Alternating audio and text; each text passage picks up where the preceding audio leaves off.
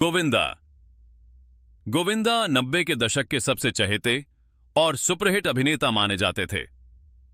उनकी comic timing, रंग बिरंगे कपड़े और डांस मूव्स ने उन्हें जनता का हीरो बना दिया था।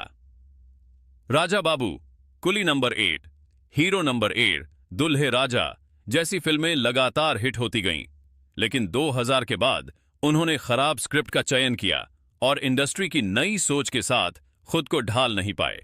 राजनीति में जाने से भी उनके करियर को नुकसान हुआ।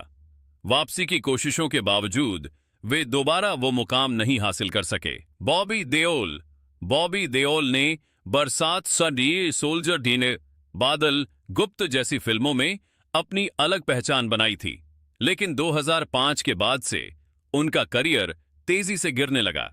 लंबे समय तक उन्हें फिल्मों में काम नहीं मिला और कुछ फिल्मों ने लगातार फ्लॉप होकर उनकी छवि को और कमजोर कर दिया।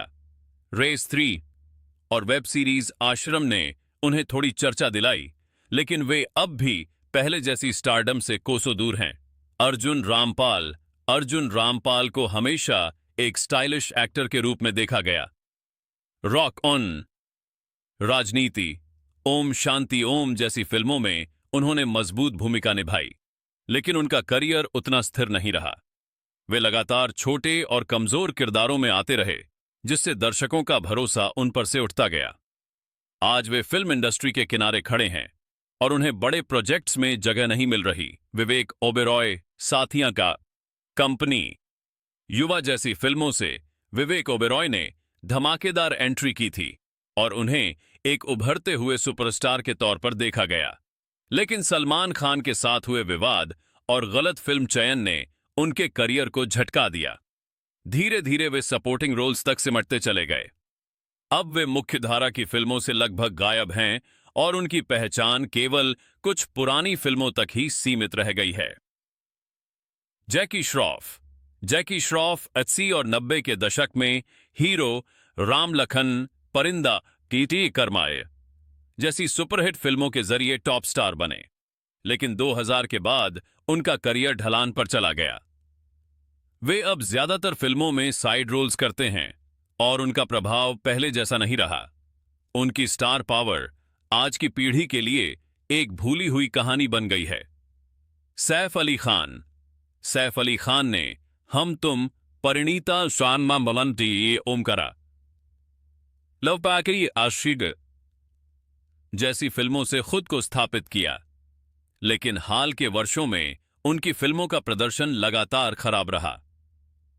बंटी और बबली, दो हुई, आदि पुरुष जैसी फिल्मों से उनकी छवि को बड़ा झटका लगा।